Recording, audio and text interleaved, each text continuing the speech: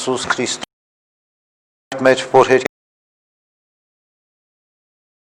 Եկես արքայություն քո եղիցին կամք քո որպես երկինս եւ երկրի ըսած մեր հանապազորդ դուր մեզ այսօր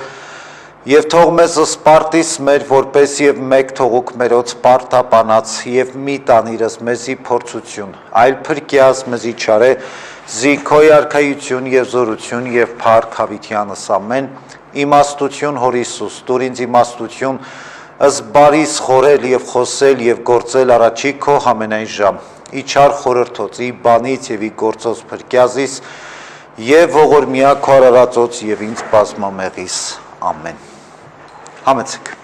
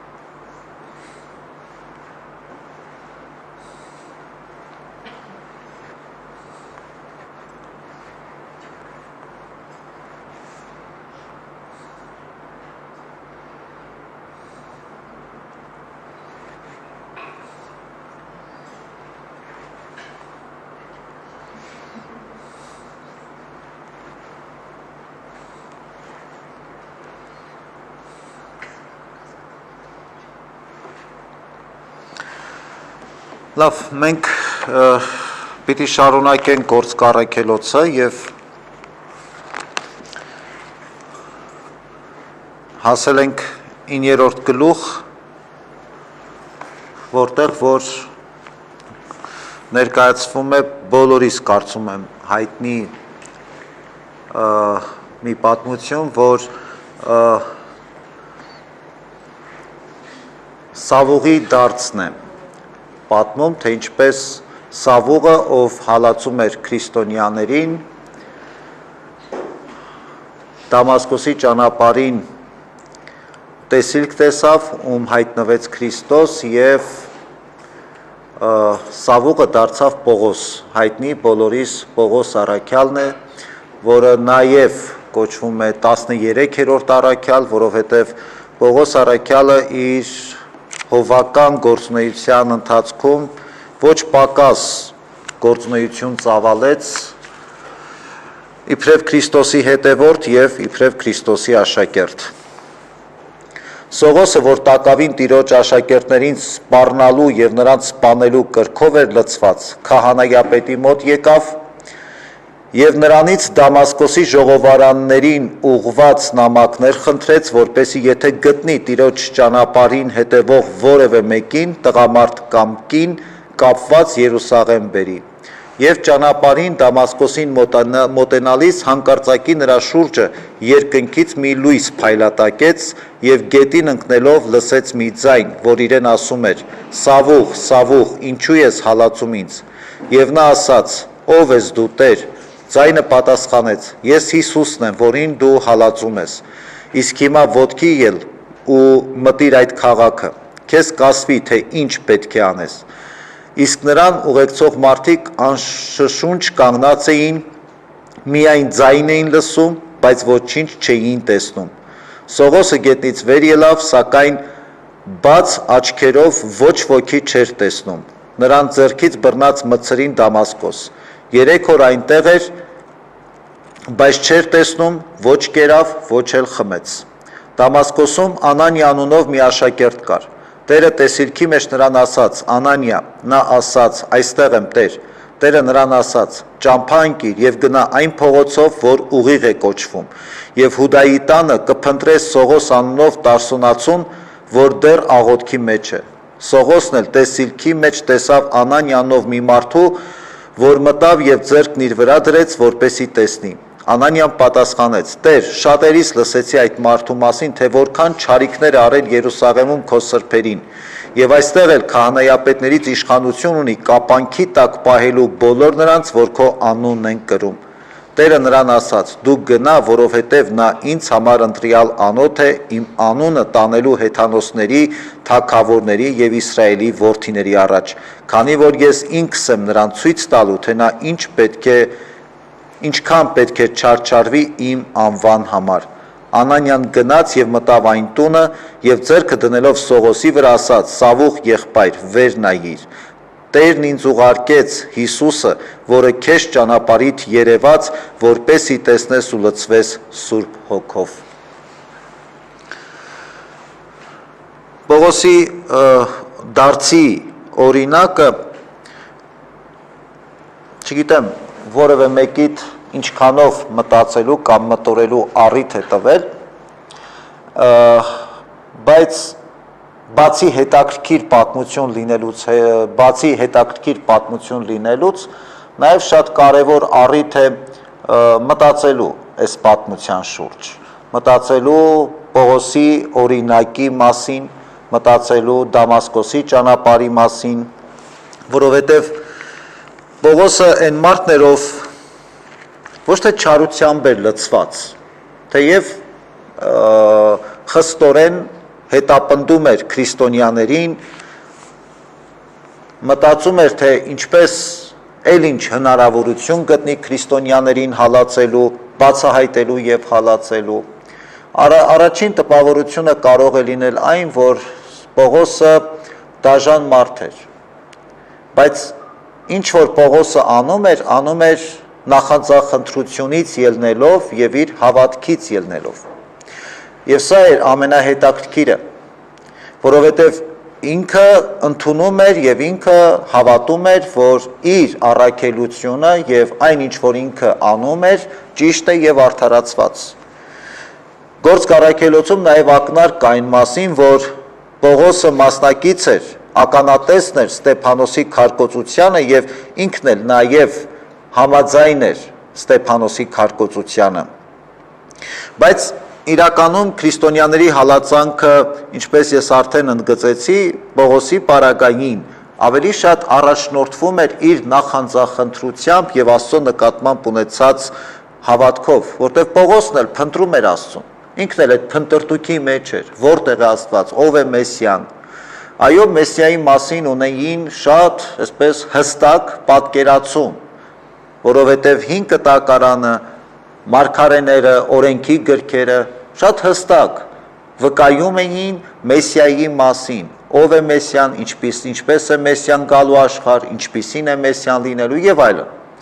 Այսինքն, բայց այդ փնտրտուքի մեջ շատ կարևոր է, որ յուրաքանչյուր մարդ նաև կարողանար պատրաստ լինել Աստծո հայտնությունները ընդունելուն եւ Աստծո հայտնությունը տեսնելուն։ Սա էլ շատ կարևոր է։ Սողոսը այն կրոնավոր հրեաների օրինակով շատ նախանձախնդիր իրենց ավանդույթին, հրեական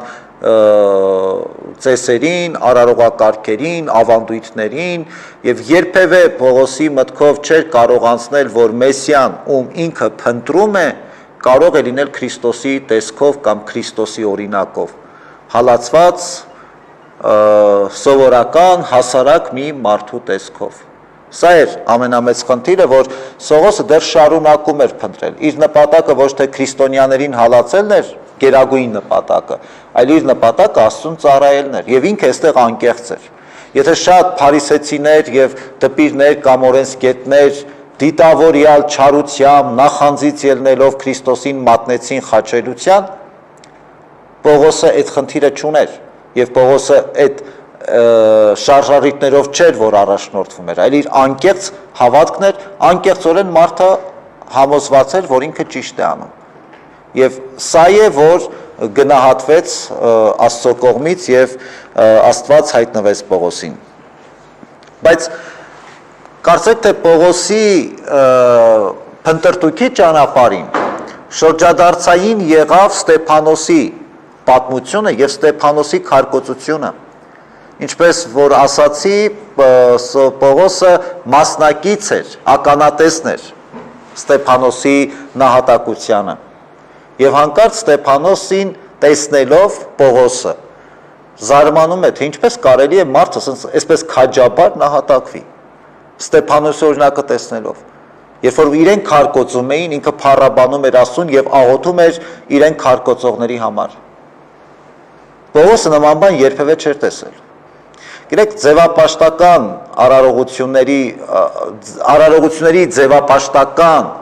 տրամաբանության մեջ նման բան գոյություն չունի։ Այսօր էլ շատ հաճախ քրիստոնյաները մենք կարող ենք եկեղեցական արարողություններին մասնակցել, բայց մասնակցել մեխանիկորեն, առանց այդ արարողությունների հոգին հասկանալու, ըմբռնելու, ավանդույթ է, սովորույթ է, գալիս ենք, կանգնում ենք, մի քիչ ձանձրանում ենք, մի քիչ չենք ձանձրանում, բայց քանի որ մենք մեզ համարում ենք քրիստոնյա, պիտի մինչև վերջ կանգնենք, դիմանանք, ամբողջ այդ արարողության ընթացքին մտածենք, ոտերներս ցավում է, շուտ վերջանա, շուտ տուն գնանք, հանգստանանք եւ այլն, բայց մինչև վերջ նախանձախնդրորեն մնում ենք։ Սրա մասին չի խոսքը։ Այո, այդ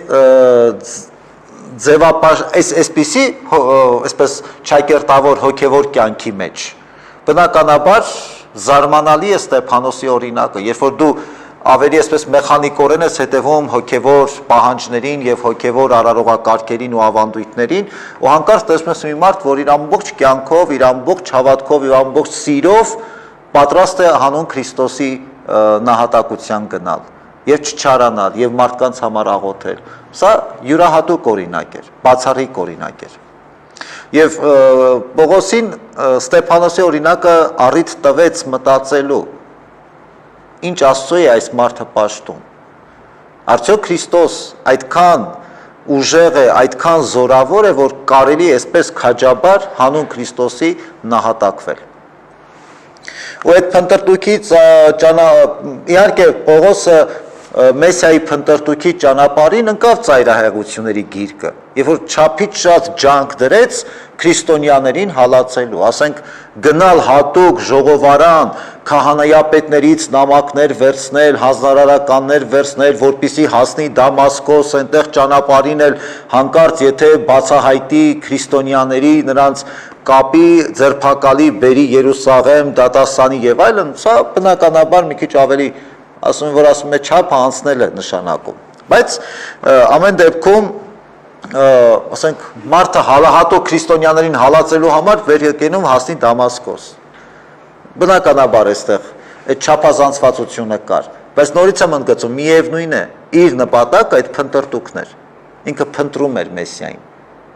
մի կողմից ինքը հավատում էր կենդանի Աստծուն, բայց մյուս կողմից նաև փնտրում էր Մեսիային, փնտրում էր Փրկչին։ Եվ դեպի Դամասկոս գնացող իր ճանապարհին հայտնի այս տեսիլքը տեղի ունեցավ, երբ որ Քրիստոս հայտնվեց նրան, ասեց, թե ինչու ես ինձ հալածում։ Եվ արդյունքում Պողոս Սարաքյալը կուրացավ, եւ ինչպես որ այս հատվածում է նշվում, ասեց Քրիստոս կգնաս Դամասկոս, այնտեղ Անանիա անունով առաքյալը ձեռքը կդնի քո գլխին եւ կասի ինչ անես եւ կանես այն ինչ որ քեզ կասվի։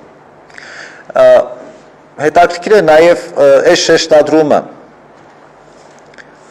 սա քրիստոնյայի կյանքն է, երբ որ անում ես այն ինչ որ քեզ ասվում է, ես չեմ ասում, թե ով ինչ ասի դա պիտի անես, այլ ինչ որ Աստված է քեզ ասում, սա նկատի ունենք։ Եվ բնականաբար Քրիստոս էլ Պողոսին այդ պատգամը տալով հենց դա նկատի ուներ։ Մինչև այդ Պողոս անում էր այն ինչ որ ինքն էր ուզում, այն ինչ որ ինքն էր որոշում, այն ինչ որ ինքն էր ճիշտ համարում, բայց հանկարծ Պողոսի կյանքում տեղի ունենում այսպիսի շրջադարձային փոփոխություն, երբ որ ինքը այլևս պիտի անի այն, ինչ որ իրեն կասվի երկնքից։ Սա նաև այն օրինակն է, որ տրված է յուրաքանչյուր քրիստոնյայի։ Այսօր մենք էլ յուրաքանչյուր քրիստոնյա չի անում այն, ինչ որ ուզում է անել։ Գուցեև շատ բան ենք ուզում անել, բայց չենք անում, որովհետև մեզ համար շատ ավելի կարևոր է, թե ինչ կասվի մեզ վերևից, երկնքից, որպեսզի մենք կարողանանք դա անել։ Եվ քրիստոնյայի ծառայությունը հենց սրանով է, որ առաջնորդվում է, անել այն, ինչ որ կասի իրեն Աստված։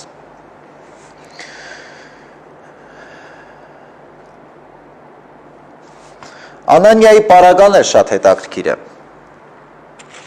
Անանի առաքյալը, որը լսել էր Պողոսի մասին, որ այսպես մի մարդ, որ ջանք ու եռանդ չէր խնայում քրիստոնյաներին հալածելու, հանկարծ Անանիային ասում է, որ պիտի գնաս նրան ընդառաջ, Աստված տեսիլքով Անանիային ասում է, որ պիտի գնաս Պողոսին ընդառաջ, հալածչին պիտի գնաս ընդառաջ։ Պողոսը, որ հալածում էր քրիստոնյաներին, Անանիան, որ քրիստոնյա էր և Տիրոջ աշակերտն էր, հաշտվեցին Քրիստոսով։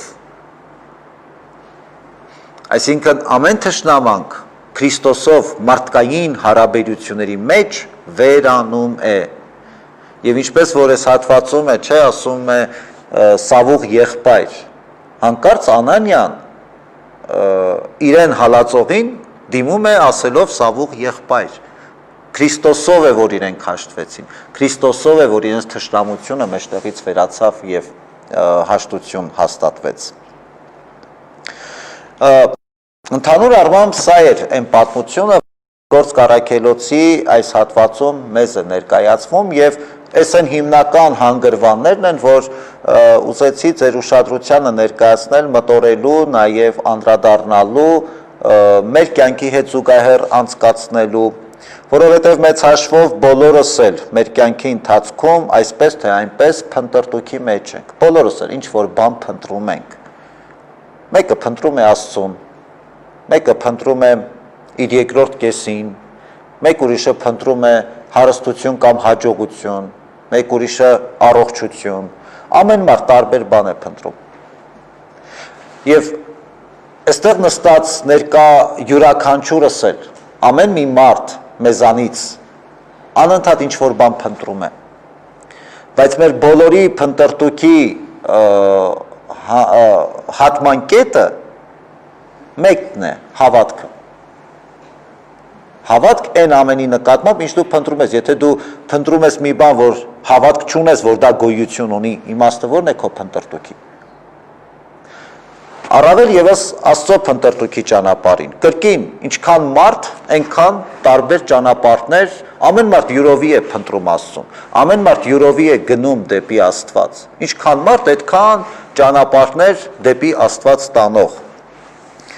Եվ սա մեր առաքելությունն է, առհասարակ մեր հոգևոր կյանքի ամբողջ իմաստը կամ ամբողջ բովանդակությունը հենց այդ փնտրտուքն է։ Կարող է դուք զարմանաք, բայց ես այսպես ձևակերպեմ միտքս։ Աստծուն գտնելը, Աստծուն փնտրել, այդ գանձ փնտրելու պես մի բան չէ։ Երբ որ մարդը չէ գնում է գանձ փնտրելու, իր նպատակ այդ գանձը գտնելն է։ Որտեվ եթե չգտավ այդ գանձը, այդ փնտրտուքը դառնում է անիմաստ։ Եվ մարդը ի վերջո ասում է, ես իզուր ջանքեր ներդրեցի, իզուր ժամանակ վատնեցի, ռեսուրսներ վատնեցի, բայց ափսոս, որ ես գանձը չգտա և այդ փնտրտուք, այդ ներդրված ջանքերը իչիք են դառնում։ Աստծուն փնտրելը այսպիսի ճանապարհ չէ, կամ գանձ փնտրելու ճանապարհ չէ, որտեղ Աստծուն փնտրելու ճանապարհին կարևոր չէ դու Աստծուն կգտնես թե չէ։ Աստծուն փնտրելու ճանապարհին կարևոր հենց այդ փնտրտուքն է, այդ process-ն է փնտրտուքի, որտեղ այդ ճանապարհին Աստծուն գտնելու կարիք չունենք մենք։ Մենք մեզ գտնելու կարիք ունենք։ Եվ այս է ամենակարևորը, որ այդ ճանապարհին Աստծուն փնտրելու ճանապարհին, երբ որ մենք մեզ ենք գտնում, ամեն ինչ գտնում է իր տեղը։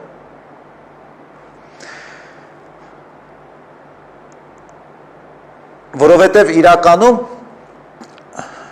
Աստված ինքն է բացահայտվում մեզ յուրաքանչյուրիս։ Մենք ինչ էլ որ անենք, աշխարհի բոլոր գրքերը ընթերցենք, բոլոր իմաստությունները յուրացնենք, միևնույն է, մենք Աստծուն բացահայտել չենք կարող։ Աստված ինքն է բացահայտվում մեզ յուրաքանչյուրիս։ Եվ Աստված յուրաքանչյուրիս կողքին է, մենք խնդիր չունենք Աստծուն գտնելու։ Ես նորից եմ ընդգծում, կարևոր է, բայց այդ ձգտումն է, այդ ջանքն է, այդ պայքարն է փնտրտուքի, այստեղ է դրսևորվում մեր յուրաքանչյուրիս հավատքը։ Իսկ Աստված էլ այնպես չի, որ մեկ էլ միանգամից բացահայտվում է մեզ բոլորիս։ Աստված մեզ բացահայտվում է այնքանով, որ հանկարծ մեր ազատությունը մեզանից չխլի։ Ինչքանով մենք պատրաստ ենք, ինչքանով մենք կարող ենք այդ հայտնությունը Աստծո յուրացնել եւ ընդունել, այս շատ կարեւոր է։ Հիմա եթե պատկերացրեք, մարդը ամբողջ կյանքը անհավատ ապրել է, ու հանկարծ այս մարդուն հարուցյալ Քրիստոս հայտնվում է։ Այս մարդը ընտրության հնարավորություն չունի, ինքը ուզի թե չուզի, արդեն պիտի հավատա Քրիստոսին։ Երբ որ դու ռեալ տեսնում ես հարուցյալ Քրիստոսին, այսինքն այս դեպքում մարդը զրկվում է ազատությունից եւ ընտրության հնարավորությունից։ Գուցե այսօր շատերը կասեն, ինչ կա որ, երևի թե ամենալավ ճանապարհը դա է, ավելորդ ջանք չենք թափի, միանգամից կհավատանք, այլ խնդիր կասկածներ չի լինի, խնդիրներ, ներքին կոնֆլիկտներ չեն լինի եւ այլն եւ այլն։ Գուցե մարդկային տեսանկյունից այդպես լավ է, բայց Աստված ուրիշ կերպ է մտածում, Աստված ուրիշ կերպ է նայում մեր կյանքին եւ մեզ։ Աստված միշտ տալիս է մեզ ընտրության հնարավորություն, տալիս է մեզ ազատություն։ Հենց որ մենք դժվարությունների մեջ ենք ընկնում, փորձությունների մեջ ենք ընկնում, ասում ենք մեզ այդ ազատությունը պետք չի։ Թող Աստված միջամտեր, ամեն ինչ վերացներ մեր կյանքից, ամեն վատ բան, ամեն փորձություն, մենք էլ երջանիկ ապրեինք։ Գիտեք, եթե չկա այդ ազատությունը, դու երջանկության մասին գաղափար էլ չէիր կարող ունենալ։ Մենք այդ երջանկության, լավի ու վատի, ուրախի եւ տխուրի տարբերությունը զգում ենք շնորհիվ այդ ազատության։ Եթե չկա այդ ազատությունը, մենք ընդհանրապես ռոբոտ ենք։ Ուրեմն այս դեպքում երջանկությունն էլ վերանում է։ Գիտեք, շատ հասկանալի է մարդկայինորեն, որ չենք ուզում տառապենք, չենք ուզում դժվարությունների մեջ լինենք, չենք ուզում փորձությունների մեջ լինենք, բայց մեր կյանքի նպատակը այդ փորձությունները չեն։ Բայց որտեվ հակառակ դեպքում, երբ որ մենք երջանիկ ենք, ուրախ ենք, այստեղ մեզ ազատությունը պետք է։ Մեզ մեր կյանքում սովորաբար այդ ստանդարտները երկակի են։ Հենց դժվար ենք, նեղն ենք, ասում ենք Աստված թող միջամտի, Աստված թող ինքը որոշի։ Հենց երջանիկ ավելի ուրախ վիճակում ենք, ասում ենք ինչ լավ է, որ մենք ազատ ենք եւ այլն եւ այլն։ Հասկանում եք, մարդկային մեր կյանքը, այսպես մինչև վերջ մենք այս մեր մարդկային կյանքի ընթացքում կողմնորոշվելու խնդիր ունենք։ Հետևաբար Աստծո նպատակը այն չի, որ մենք տառապանքների ու փորձությունների միջով անցնենք։ Աստծո նպատակը մենք մեր ունեցած ազատությունը Աստծուց տրված իբրև շնորհ կարողանանք ճիշտ օգտագործել։ Իսկ ինչքան մեր այդ ազատության սահմանները մեծանում են, իսկ ազատության սահմանը մեծանում է այնքանով, ինչքանով մենք պատասխանատվություն ենք վերցնում մեր կյանքի համար։ Պատասխանատվությունն է որոշում մեր ազատության չափը, ազատության սահմանը։ Այնքան Աստված ավելի ու ավելի բացահայտվում է մեզ մեր կյանքի ընթացքում։ Եվ Աստված բացահայտվում է աստիճանաբար, այնքանով, ինչքանով մեր հավատքն է, ինչքանով որ մեր պատասխանատվությունն ու պատասխանատվության պայմանավորված մեր ազատությունն է։ Շատ հաճախ մարդիկ կարող են մտածել այնպես, որ Աստված երբեմն անտարբեր է գտնվում մեր փորձությունների, մեր կյանքի, մեր դժվարությունների ժամանակ։ Բայց մենք երբևէ մտածել ենք, որ երբ որ Աստված ամեն անգամ միջամտում է մեր կյանքին, անընդհատ Աստված հայտնվում է մեզ, ինքը ինչ գին է վճարում դրա համար։ Լավ, մինչև այդ մտածելը, երբ որ մենք փորձությունների ու դժվարությունների մեջ ենք, հիմա մենք, օրինակ, ասենք, ազգովի մեծ փորձության ու դժվարությունների մեջ ենք։ Ունենք հազարավոր զոհեր, վիրավորներ։ Հասկանալի է, որ մեր կյանքը, մեր ազգային կեցությունը վտանգներով է ավելի լցված, մտահոգությունները շատ են, անհանգստությունները շատ են, հուսահատությունը շատ է, շատ մարդիկ չգիտեն ինչ անեն կամ ինչպես ապրեն, ինչպես շարունակեն ապրել։ Մարդիկ այսօր շատ հաճախ գալիս են մեզ հարցնելով, թե արժի ապրել այս երկրում, թե չարժի ապրել։ Հասկանալի է իրավիճակը, ընդհանուր մխիթարող չի, բայց Այս ամբողջ պատմության մեջ, այս ամբողջ իրավիճակում շատ հաճախ մարդիկ նաև հարցում են Աստված ուր է։ Ինչու չի լսում մեր աղոթքները, ինչու է Աստված անտարբեր։ Բայց մենք այս իրականության մեջ լինելով, արդյոք մենք այդ ցավը լիարժեք զգում ենք կամ հասկանում ենք։ Այս ամենակարևոր հարցն է, որովհետև գուցե եւ այսպես տարօրինակ թվա, որտեղ շատ հաճախ մարդիկ պիտի ասեն ոնց թե, բա մենք այս երկրում ապրում ենք, այս ամենի միջով անցնում ենք, բեզնանից լավ ով կզգա այս ցավը կամ հավատացեք, որ մենք այդքան էլ լավ չենք պատկերացնում այդ ցավը եւ չենք հասկանում այդ ցավի խորությունը։ Ես այս ընթացքում շատ հաճախ առիթ եմ ունենում կրկնելու այդ նույն միտքը։ Մենք մեռած ենք, բայց մենք չգիտենք, որ մեռած ենք։ Մենք չենք հասկանում ինչա մեռնելը։ Բայց որպեսզի հարություն առնես, դու նախ պիտի մեռնես, այս շատ կարևոր է։ Եթե որպեսզի հարություն առնես, պետք է մեռնել, ուրիշ ճանապարհ չկա։ Եվ եթե մենք ուզում ենք հարություն առնել, այս իրավիճակից, այս վիճակից դուրս գալ, մենք պետք է մինչև վերջ մեռնենք, ոչ թե կիսատ պռատ։ Իսկ մենք այսօր են խրխրացող մարդու նման ենք։ Այսօր մեր ժողովուրդը լիարժեք չի հասկանում ինչա տեղի ունեցել։ Չի կարողանում այդ ցավը իր ամբողջ մեծությամբ հասկանալ։ Այսօր շատ հաճախ մարդիկ ցավ են ապրում, զինվորներ են զոհվել, մարդիկ են զոհվել, երիտասարդներ են զոհվել։ Գիտեք, այդ ցավը կա, ես չեմ ասում մարդիկ այդ ցավը չեն տեսնում կամ չեն ապրում այդ ցավը, շատերը չեն ապրում։ Այդ ցավը այսօր ապրում են այն ընտանիքները, ովքեր որ կորցրած զինվորներ ունեն։ Այդ զինվորների ծնողներն են ապրում այդ ցավը։ Ընտանմտերիմներն են ապրում այդ ցավը։ Բայց մեծ մասը մեր հասարակության այսօր այդ ցավը չի ապրում։ Ներսից չի ապրում։ Այդ շատ կարևոր է։ Մինչև չմեռնես հարություն չես առնի։ Իսկ մենք չենք ուզում, մեռած ենք, բայց չենք ուզում մեռնենք, չենք ուզում գիտակցենք, ընդունենք, որ մենք մեռած ենք։ Պիտի ինքնես որ բարձրանաս։ Իսկ մենք բավականին այսօր այդ ամենաստորին հատակն ենք հասել։ Բայց այդ կարևոր պայմանը, գիտեք, ցավը կարող է մարդուն կազդուրել, բուժել։ Այն իմաստով, որ այդ ցավը ստիպի դու որ պայքարես։ Բայց մի պայմանով, երբ որ դու տեսնում ես քո առաջ Աստծուն, ուրիշ տարբերակ չկա։ Բայց այդ ցավը դու պետք է գնահատես, ոչ թե հուսահատվես։ Գիտեք, փորձությունների ու դժվարությունների մեջ կարելի է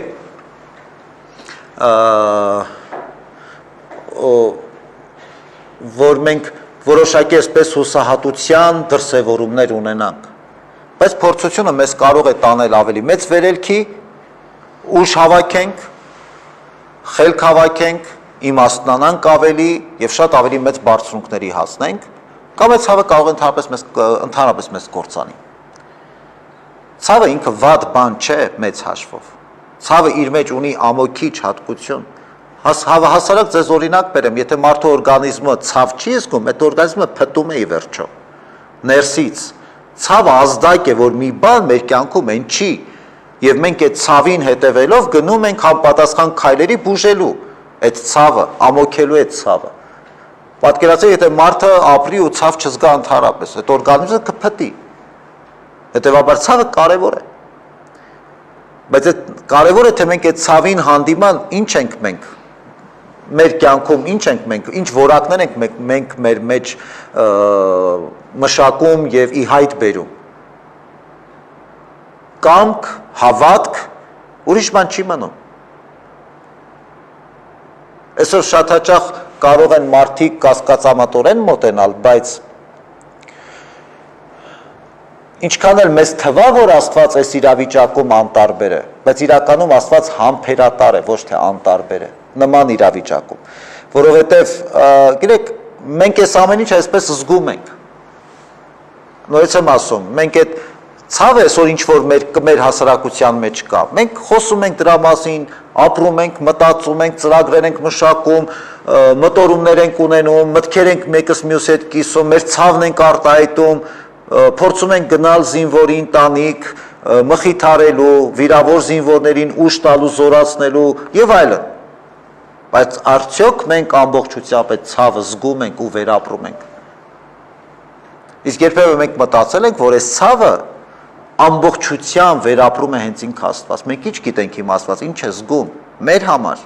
իբրև ազգ, իբրև հավաքականություն, իբրև առաջին քրիստոնյա ազգ։ Դե այստեղ առաջին ու երկրորդը կարևոր չի արդեն, Աստծո պարագային, բայց մենք ինչ գիտենք, Աստված ինչ ցավ է ապրում։ Մենք այս մասին առիթ ունեցել ենք էլի խոսելու, բայց հիշում եք Գեթսեմանի այգիում Քրիստոսի տառապանքը, ինչու էր Քրիստոս այդքան տառապում խաչելությունից առաջ, որտեղ Քրիստոս աշխարհում միակն էր, ով գիտեր ինչ է մեռնելը։ Մենք մարդիկս մեռնում ենք, բայց մենք չգիտենք ինչ է մեռնելը։ Մենք մահկանացու ենք, բայց այտենց էլ չգիտենք ինչ է մեռնելը։ Եթե մենք իմանանք մեռնելն ինչ է, մենք սենց չենք ապրի։ Մեր կյանքը շատ ավելի երջանիկ կլինի, այս աշխարհը դրախտի կվերածվի։ Մենք սպառում ենք մեր կյանքը։ Քրիստոս միակն էր ամբողջ աշխարհում, որ գիտեր ինչ է նշանակում մեռնել։ Այդ դրա համար էր ողբերգություն ապրում Քրիստոս։ Եվ մեր փոխարեն էր վերապրում այդ ողբերգությունը։ Եվ հիմա այդ նույն հարցը մենք ինչ գիտենք այնտեղ երկնքում, հոգևոր այդ ոլորտում Աստված ինչ է զգում։ Չկարծում եք Աստծո համար մեկ է ինչ որ տեղի ունենում այսօր մեր կյանքում։ Վստահաբար այդպես չէ։ Իսկ ամեն անգամ, երբ որ Աստված միջամտում է մեր կյանքին, ինչ գին է Աստված վճարում։ Էլի մեռնում է։ Այսօր ասում ենք Աստված թող միջամտի մեր կյանքին, մեր կյանքը փոխվի։ Քրիստոս գա հայտնվի, մենք խաչենք էլի Քրիստոսին։ Եվ Քրիստոս էլի սիրով կզոհաբերի իր կյանքը։ Ամեն անգամ Քրիստոս իր կյանքի գնով է վճարում մեր փրկությունը։ Մենք հասկանում ենք այս ինչ մեծ զոհողություն է։ Մենք հասկանում ենք սրա պատասխանատվությունը։ Այնպես չէ էլի, որ Քրիստոս միշտ պիտի անի, իր կյանքը տա, մենք էլ ասենք դե լավ է, այդպես մենք կյանքը վայելենք, այդպես չի լինում։ Այսօրվա մեր օրինակը լավագույն փաստն է։ Ապրեցինք անտարբեր, ապրեցինք անհոգ, ապրեցինք այնպես լավ կլինի, մտածում ենք, թե միշտ այդպես լավ է լինելու։ Ես մեկ երբ որ անդրադարձ եմ անում պատերազմից առաջ, մտածում ինչքան ենք բողոքում մեր իրականությունից, սոցիալական վիճակից, մարդկային հարաբերություններից։ Հիմա ես որ հիշում եմ ինչ երջանիկ էինք այն ժամանակ, ինչքան երջանիկ էինք, ու մենք չէինք գնահատում, պետք է հասնեինք այս վիճակին, որ նոր գնահատեինք։ Եթե մենք այսպես ենք ապրելու մեր ամբողջ կյանքը, անընդհատ այս պատմությունը կրկնվելու է։ Հիմա գոնե մեզ պիտի դաս լինի, որ մենք կարողանանք միշտ գնահատել այն ինչ որ մենք ունենք մեր կյանքում։ Մյուս կարևորը, որ մենք շատ հաճախ մարդիկ ասում են, թե փնտրում ենք եւ ասում չենք գտնում։ Գրեք, ես կես կատակ կես դուր շատ հաճախ մարդկանց առիթ եմ ունենում ասելու, որ Աստված չի թաքնվում, պահ մտոցի Աստված մեզ հետ չի խաղում։ Ասում պետք չի գտնել, Աստված մեր կողքին է, ասում պետք է տեսնել։ Ես այդ օրինակը նորից կուզեմ հիշել, որովհետև էլի եմ այս օրինակը ձեզ ասել, բայց այդ օրինակը ես շատ եմ սիրում։ Իմ երեխաների օրինակով ես այդ փորձեցի հասկանալ։ Երբ որ երեխաները պահմտոցի են խաղում, չգիտեմ, տեսած կլինեք, թե ոնց են խաղում։ Երբ որ մի երեխա գնում է թաքնվում է, բայց այնց է անում, որ իրան գտնի, իրան գտնեն։ Երբ որ երեխաներն են, պատանների մասին չի խոսք, երեխաները, երբ որ պահմտոցի են խաղում, թաքնվող երեխաները այնպես են թաքնվում, որ իրանց գտնեն, եւ երբ որ իրանց գտնում, իրանք այդտեղ են ուրախանում։ Ամբողջ խաղի իմաստը այդ երեխեքի համար դա է, որ իրանց գտնեն, այդ է իրանց ուրախություն, այդ իրանք դրա համար են խաղը խաղում։ Այնքան հետաքրքիր երեխեք այնքան իմաստ։ Թվում է թե մի մանկական խաղ, ես որ փորձեցի իմ երեխեքին ասել, չէ, ախր այտենց չի, դու պիտի այնպես թաքնես, որ քեզ չգտնեն։ Իմաստը ինքը ասես չէ։ Հետո հասկացա, որ այս երեխան ինձանից խելացի է իմաստուն։ Իրանք դրանից են ուրախանում։ Աստված էլ ուրախանում է, երբ որ մենք իրեն գտնում ենք, Աստված չի թաքնվում մեզանից։ Ուղղակի պետք է մենք կարողանանք իրան տեսնել։ Կարևորը որ մենք հասկանանք մի պարզ ճշմարտություն, որ Աստված ոչինչ եւ ինքը մեզանից չի թաքնվում եւ ոչինչ մեզանից չի թաքցնում։ Պարզապես մեզանից ակնկալում են պարզ անկեղծ հավատքը, որով մենք կկարողանանք թե դժվարությունների, թե երջանկության, թե ուրախության մեջ Աստծո ներկայությունը մեր կյանքում տեսնել ու գնահատել։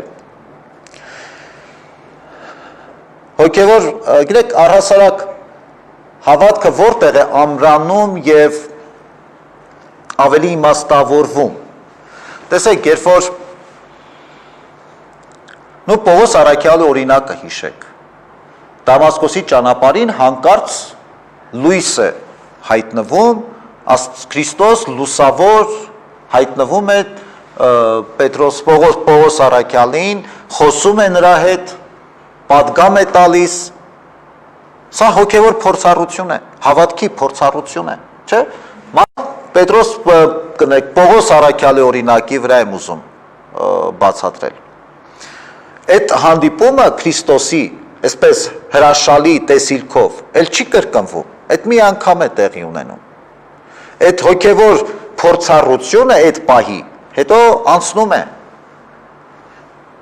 Պողոս առաքյալը գալիս է Դամասկոս, Անանիան ձեռքը դնում է գլխին, աչքերը բացվում է, չէ՞ որ մինչև այդ կուրացած էր ինքը։ Աչքերը բացվում է, սկսում է տեսնել, սկսում է քարոզել։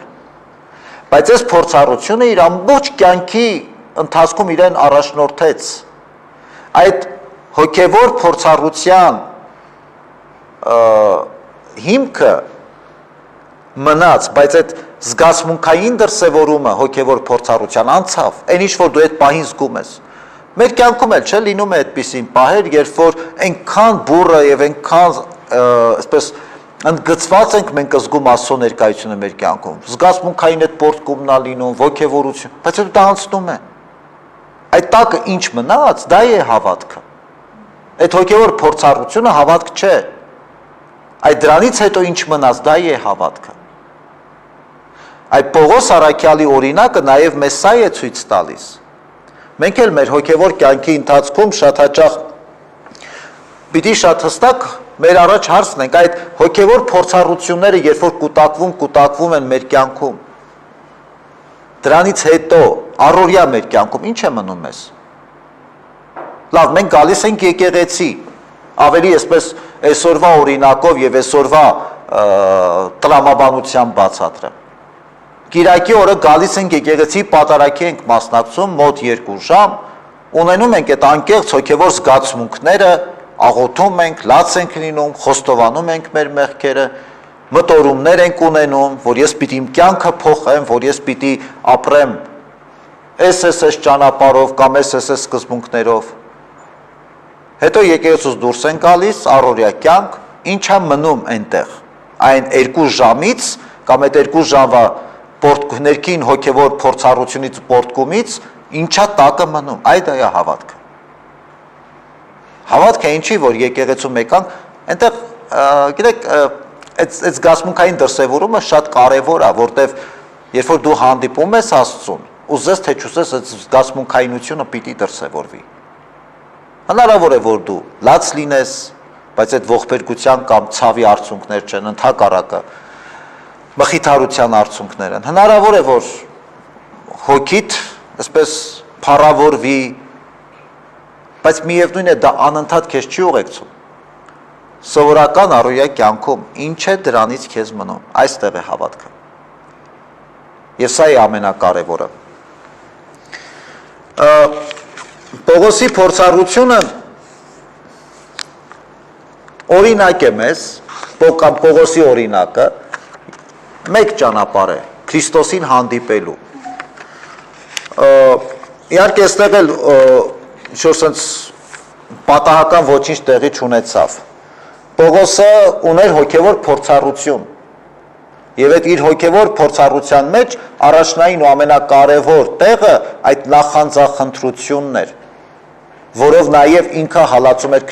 քրիստոնյաներին, բայց այդ նախանցախնդրությունը մենակ քրիստոնյաներին հալածելով չէր դրսևորվում, նաև պահում էր օրենքները, ծիսակարգերը, հրեական, կրոնական ավանդույթները, մշակույթը եւ այլն։ Ինքը պահում էր բոլորը այդ ամեն ինչը, ձևականորեն չէր հետևում, ինքը հավատում էր դրանց, այսինքն հավատք ուներ այս մարդը, այնպես չէր որ անհավատի հայտնվեց Քրիստոս, հավատում էր այս մարդը եւ որովհետև նորից եմ ընդգծում, իր պատկերացումները Մեսիայի նկատմամբ ուրիշ էին։ Ինքը չէր կարող պատկերացնել, ասենք, Մեսիային անօգնական, որին ծաղրում են, որին ապտակում են, որին խաչ են բարձրացնում, Մեսիան ում տեսնում է պարտված, իր պատկերացումների մեջ Աստված լույս է, որին տեսնելով դու կկուրանաս, դու չես կարող այդ լույսը տեսնել։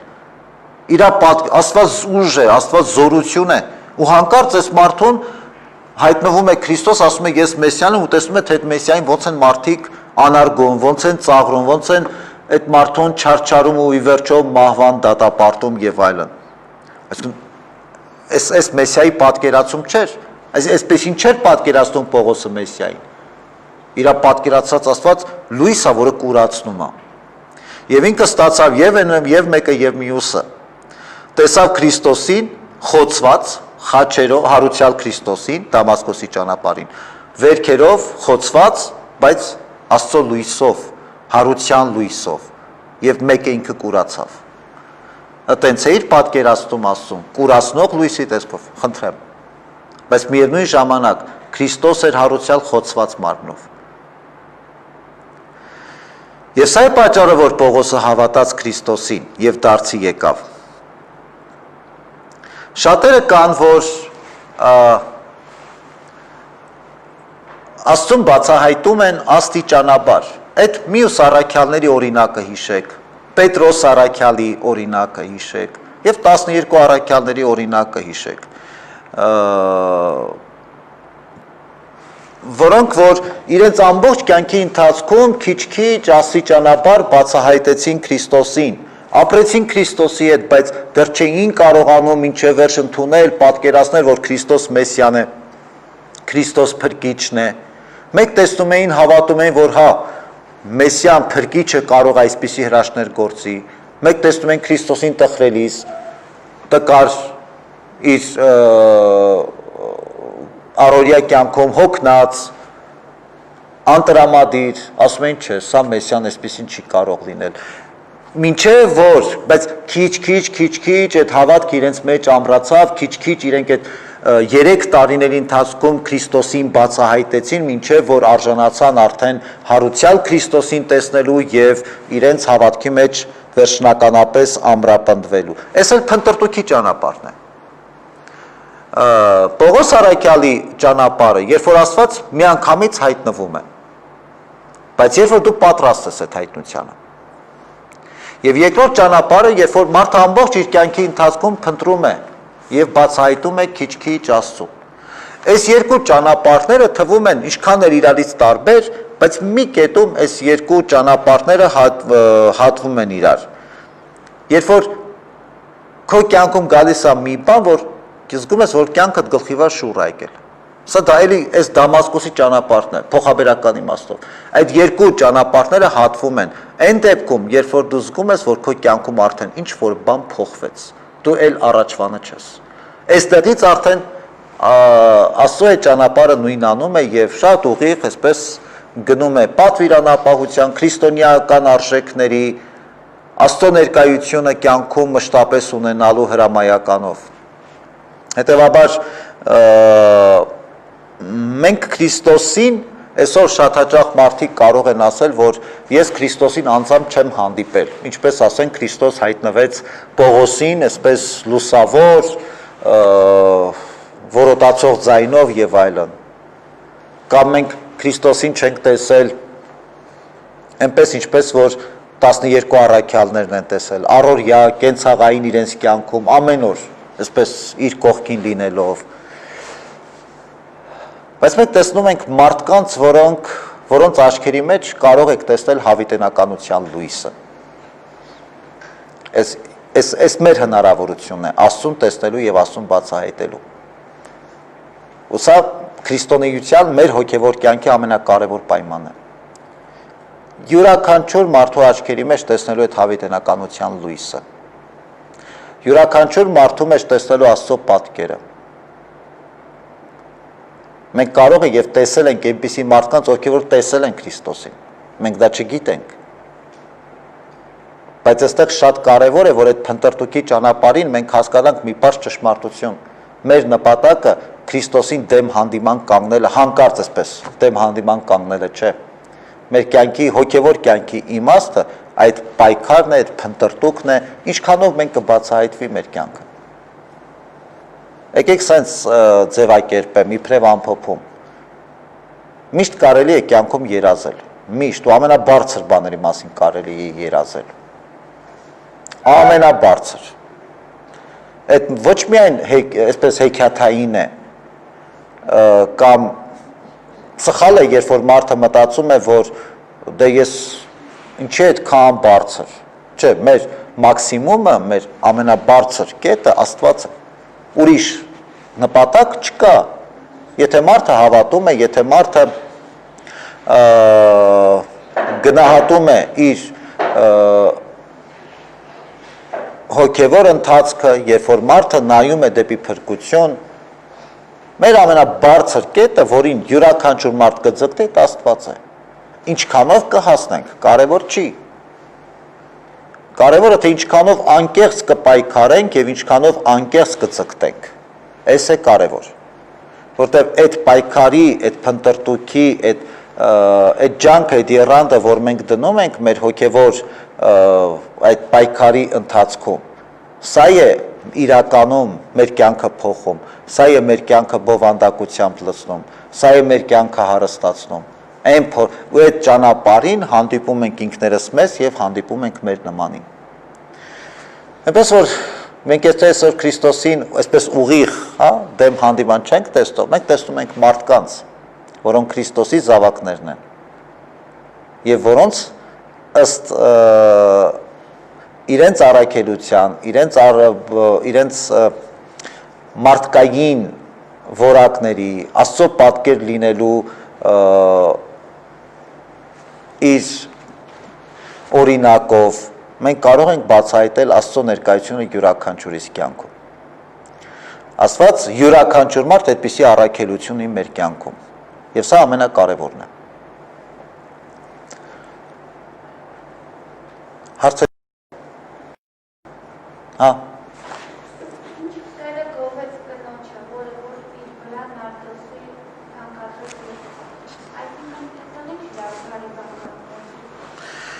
Ինչու Քրիստոս գովեց այն կնոջը, ով անուշاد յուղով օծեց իրեն։ Ճիշտ հասկացա հարցը։ Նայեք, պաղեստինյան մշակույթի մեջ, երբ որ հյուր ես ընդունում, պարզ տարական հարգանքի նշան է ջուր տալ, որպեսզի մարդը ձեռքերը լվանա եւ անուշահոտ յուղով օծում էին մարդկանց։ Սա հարգանքի, այսինքն որ քո հյուրին դու բացառիկ այսպես հարգանք ես ցույց տալիս։ Այսօր էլ իրականում դա կա։ Այդ մշակույթը այսօր էլ կա արաբական երկրներում, արևելյան երկրներում։ Անուշահոտ յուղ մատուցել հյուրին։ Ասում եմ, դա հարգանքի դրսևորում էր, մշակույթային դա առումով Պաղեստինում դա հարգանքի հարգում ես քո հյուրին։ Հիմա Փարիսեցին հրավիրել էր Քրիստոսին իր տուն ընթրիքի, ոչ ջուր տվեց, ոչ անուշահոտ յուղով օծեց Քրիստոսին։ Ինչու, որովհետև մտածեց, որ այն որ ես Քրիստոսին հրավիրել եմ իմ տուն, արդեն դա հերիք է, որ ես իրեն հարգած լինեմ։ Չէ, այսօր էլ է լինում այդպես, երբ որ ես ինչ-որ մեկին կարող եմ մտքովս անցնի, այս մարդուն, երբ որ ես բարեհաճել եմ իմ տուն հրավիրեմ, արդեն դա հերիք է, որ ինքը իրան լավ զգա, որ ես իրան հարգանք եմ դրսում, ոչ, տես չի։ Այսինքն Փարիսեցին իրեն համարում էր Քրիստոսին հավասար եւ դեռ մի բան էլ բարձր։ Ու հանկարծ գալիս է այս կինը, իր արցունքներով լվանում է Քրիստոսի ոտքերը եւ անուշահոտ յուղով օծում է Քրիստոսին։ Եվ Քրիստոս հենց սա է ասում Փարիսեցուն, որտես ասում ես եկա, դու ինձ ջուր չտվեցիր, սա իր արցունքներով ոտքեր ես լված, անուշահոտ յուղ չտվեցիր, գլուխս թանկարժեք յուղով օծեց։ Այսինքն այս կինը Քրիստոսի օրինակի մեջ Քրիստոսի մեջ տեսավ փրկչին, տեսավ Մեսիային եւ այդ պատիվ այդ հարգանքը մատուցեց Քրիստոսին իբրև Մեսիայի։ Սա էր կարևոր եւ սա էր գովասանքի արժանի։ Այդ կինը կարիք ուներ։ Այսօր էլ օրինակ Երուսաղեմում օրինակ Հարության տաճարում կա այդպիսի ավանդույթ, երբ որ հայերը եւ հույները միասին թափորի ժամանակ մտնում են Քրիստոսի գերեզման, Քրիստոսի գերեզմանը խնկարկելուց հետո հոգևորականները երբ որ դուրս են գալիս, մի կողմում հայ հոգևորական է, մի կողմում հույն հոգևորականն է կանգնում, եւ այսպես ձեռքերդ պահում ես եւ մի կողմից հույնը, մի կողմից հայը վարդա անուշահոտ յուղ է լցնում ձեռքերիդ։ Սա պարզապես հարգանքի նշան է, դրսևորում է ուղղակի։ Այո, չէ, հոգևորականների մասին է խոսքը։ Դեռ թափորի, երբ որ մասնակցում ես թափորին։ Կան ուրիշ հարցեր։ Եթե չէ, փորձենք նաև էլեկտրոնային տարբերակով ուղարկած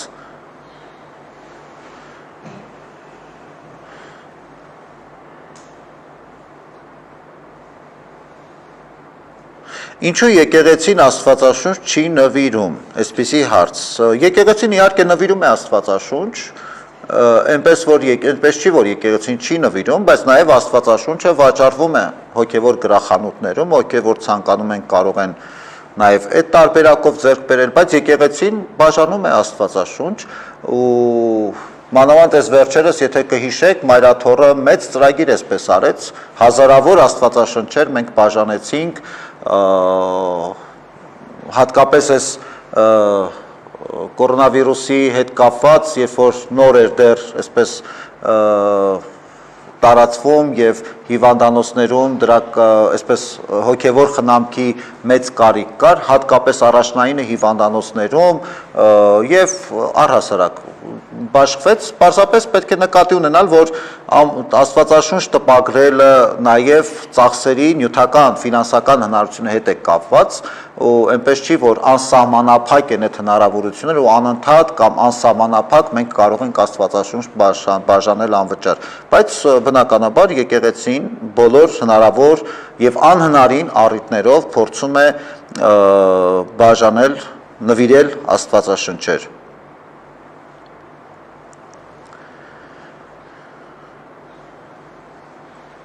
Ինչու եկեղեցու ամենաղոտ աշխարհաբարդ չէ, շատերս չենք հասկանում պատարագին մասնակցելիս եւ դրա համար չենք գնում պատարագի։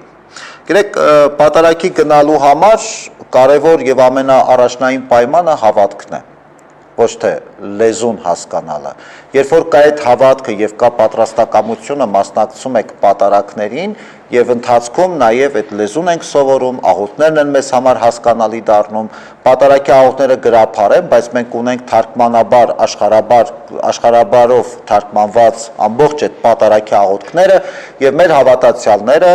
ովքեր որ չեն ծուլանում, ընթացքում իրենց ձեռքին ունենում են պատարագամատույցներ աշխարհաբար թարգմանված եւ զուգահեռ գրափարին տեքստով հետևում են այդ աշխարհաբար աղոթքներին եւ բնականաբար հասկանում են զուգահեռ եւ հասկանում են աղոթքները, որ ընթերցվում է եւ նաեւ ժամանակի ընթացքում սովորում են գրափարը։ Հետևաբար պատարագի առասարակ շարականները, պատարագի երկեցողությունը եւ աղոթքները հնարավոր չի աշխարհաբար թարգմանել եւ պահել նույն բովանդակությունը եւ պահել նույն ոգեղենությունը այդ աղոթքների պատարագի մասին է խոսքս հետեւաբար այստեղ կարևորը առաջին հերթին այդ ներքին ջանքն ու եռան եւ կան հնարավորություններ, եթե չենք հասկանում, ապա շատ կարևոր է, որ մենք սովորենք եւ չծուլանանք ու աշխարհաբար տեքստերը մեծ ձեռքին ունենանք պատարագամատույցների տեսքով ու հետևենք այդ այսինքն եթե մարդը շատ է ուզում հասկանալ ինքը կգտնի միջոցը եւ կա այդ տարբերակը պատարագներին հասկանալով աղոթներին հետևել իսկ եթե մարդը չի ուզում պարզապես քննադատում է գրափարը չեմ գալիս արդարանալու անհաջող տարբերակ է որովհետև նույն պսակադրության, նույն մկրտության պարագային այն աղոթքները, որոնք երկեցիկ չեն ասվում, ասենք մենք աշխարհաբար ենք կարդում, որպեսզի նաև մարդիկ հասկանան, այնպես չի, որ եկեղեցին բացարձակապես այսպես մերժում է աշխարհաբարը կամ դիտմամբ գրափար ենք ընթերցում, որ ոչ մեկ ոչինչ չհասկանա, ոչ, որը որ հնարավոր է, բնականաբար աղոթները ընթերցվում են աշխարհաբար, որպեսզի մարդիկ հասկանան։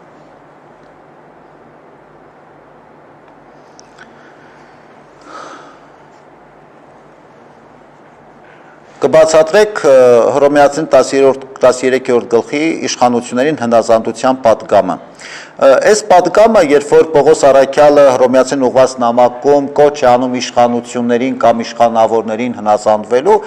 երկու կոնտեքստի մեջ պետք է նայել։ Մեկ կոնտեքստն էր, որ հռոմեական կայսրությունն էր այն ժամանակ եւ ստրկատիրական հասարակարգեր էին, որտեղ որ դու եթե չէիր հնազանդվում իշխանություններին, դա կարող էր քո կյանքի գինն արժենալ, ուրեմն այս առումով կարևոր էր նաև, որ այդ ըմբոստությունը իմաստավորված լիներ, հետևաբար եթե չպիտի կարողանաս ընդդիմանալ, ուրեմն այստեղ շատ կարևոր է նաև հասկանալ մի պարզ բան, իբրև եթե մենք այս հատվածը ուշադիր կարդանք, այնտեղ Պողոս Առաքյալը հստակորեն ընդգծում է հետևյալ, իբրև քրիստոնյա դու պիտի հնազանդ լինես, այսինքն ոչ թե որ կամակատար, այլ իբրև քրիստոնեական արժեքներով, սիրով, բարոյականությամբ, ենթակա ես ուրեմն կատարի քո պարտականությունները, սա նաև ենթադրում է, որ թույլ պիտի չտաս քեզ չարաշահեն, ուրիշ բան է, եթե տեր և ստրուկ հարաբերությունն է, սա ուրիշ կոնտեքստ է, և դա պետք է հասկանալ, որ այն ժամանակ կար այդ հարաբերությունը, և թե ստրուկը չկատարեր տիրոջ հրամանները, պիտի իր կյանքը կորցներ, հետևաբար ասում է, լսեք, որպեսզի ձեր կյանքը չկորցնեք, այսօրվա իրականության մեջ, այսօրվա կոնտեքստի մեջ, այս նույն պատգամը չի նշանակում, որ իշխանությունները կամ ղեկավարները ինչ կամայականություն անեն, մենք պիտի հնազանդվենք, մենք պիտի աղոթենք իրենց համար, որ իրենք իմաստուն լինեն և ճիշտ որոշումներ կայացնեն, եթե դա էլ չի օգնում կամ այդ աղոթքները իրենց համար անլսելի են դառնում, մենք պիտի կարողանանք մեր ձայնը բարձրացնել, բայց այդ ամենը անել սիրով և այդ ամենը անել առանց չարության, որովհետև եթե իշխանությունները որոշակի որոշումներ են կայացնում և դա տանում է ժողովրդին կամ երկրին կամ պետությանը կործանման, մեր նպատակը, որ համատեղ ջանքերով միասին համախմբված կարողանանք այդ իրավիճակից դուրս գալ։ Այստեղ բնականաբար հակադրվելը, անպայման այսպես չարությունը, թշնամանալը, որևէ հարց չի լուծի։ Այստեղ է, որ քրիստոնեական արժեքները ու քրիստոնեական բարոյականությունը պետք է իր տեղը ունենա ամուր։ Ասենք, լավ, մեկը վատ բան է անում, եթե ես անդադ այդ մարդուն բամբասում եմ, դատապարտում եմ, ջնջում եմ այդ մարդուն իմ չարությամբ, խնդիրը չի լուծում դրանից։ Եվ դա պետք է լինի փոխադարձ։ Իշխանավորն էլ պետք է հասկանա, որ դիմացինը որքան էլ իր ենթական է, բայց նա էլ մարդ է և պետք է հարգանքով վերաբերել, այս ամեն ինչը բավականին փոխադարձ է։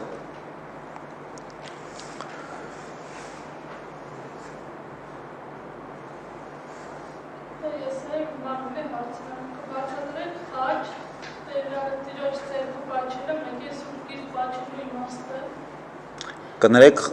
խաչ, քահանայի ձեռքը պաչելը և ավետարան պաչելու իմաստ, դա պարզապես մեր հավատքն է, մեր սերն է հանդեպ Քրիստոս, ավետարանը Քրիստոսի խոսքն է, խաչը մեր փրկության, Քրիստոսի զոհաբերության խորհուրդն է, քահանայի աջը օծյալ օծումն է, Սուրբ Միրոնով օծումն է, այսինքն սրանով մենք մեր խոնարհումը, մեր սերը, մեր հարգանքն ենք բերում Քրիստոսին, Սուրբ Հոգուն, աստվածային շնորհներին։ Սա ընդամենը բարեպաշտական սովորույթ է։ Կրկին ամենաչարչրկված հարցը, որ մեղքերի մատաղի հետ կապված, Քրիստոս մեր մեղքերի համար մատաղ եղավ, կներեք, բայց նման բան չկա ոչ մի տեղ, Քրիստոս մեր մեղքերի համար մատաղ չեղավ, Քրիստոս մեր մեղքերի համար զոհաբերվեց, իսկ մենք զոհաբերություն չենք անում, մատաղը զոհաբերություն չի, այդ նույն բանն է, որ դուք ասեք, չգիտեմ, հայելին և պատուհանը նույն բաներն են, կամ աթոռն ու սեղանը նույն բանն է, մատաղ, ուրիշ բառ է, Զոհաբերություն, ուրիշ բառը եւ բովանդակություններն էլ տարբեր են։ Ես մեկ-մեկ նույնիսկ զարմանում այդքան դժվար է սա հասկանալը։ Քրիստոս մատաղ չի եղել, Քրիստոս զոհաբերվել է եւ մենք այսօր զոհաբերություն չենք անում։ Հայ եկեղեցին 2000 տարի է ասում է զոհաբերություն չես կա, այդ միշտ ենք մենք դա ասել։ Մատաղը զոհաբերություն չի, մատաղ չենք անում, որ Աստված մեր մեղքերը ների։ Մատաղ մենք անում ենք աղքատերին կերակրելու համար։ Կարծում եմ, որ պետք է, որ սա ավելի հստակ լինի։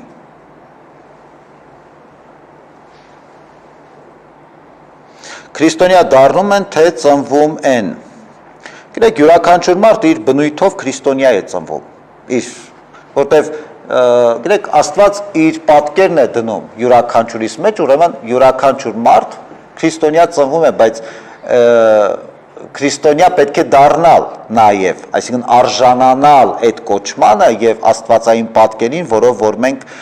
ծնվում ենք։ Այս էլ արդեն մեր գիտակից կյանքի տարիների ամբողջ պայքարն ու ընթացն է։ Քրիստոնյա պետք է դառնալ եւ արժանանալ այն աստվածային պատկերին, որով յուրաքանչյուրը ստեղծվում ենք։ Որն է քրիստոնյա մարդու առաքելությունը եւ որն է եկեղեցու գլխավոր մեսիան մեր կյանքում երևի թե հարցի իմաստը սա է։ Քրիստոնյայի յուրաքանչյուր քրիստոնյայի ամենակարևոր առաքելությունը փրկությունն է։ Քայլել դեպի Աստված, քայլել դեպի երկնքի արքայություն։ Եկեղեցու առաքելությունը այդ փրկության երկնքի արքայության դռները բացել յուրաքանչյուրիս առաջ։ Սա է ամենակարևոր առաքելությունը յուրաքանչյուր եւ մարդու համար, եւ հավատացյալի համար, եւ եկեղեցու համար։ Եկեղեցին Քրիստոսի մարմինն է այս երկրի վրա, եւ եկեղեցին այն դրախտն է երկրի վրա, որտեղից որ բացվում է դեպի երկնքի արքայություն տանող ճանապարհը յուրաքանչյուր հավատացյալ մարդու համար։ Կարծեք թե այսքանն էին հարցերը։ Եթե հարց չկա, ավարտենք, աղոթենք։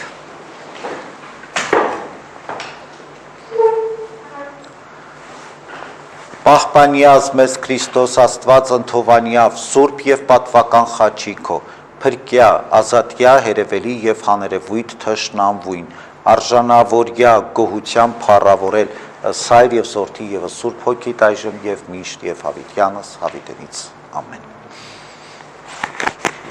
Աստված ձեզ հետ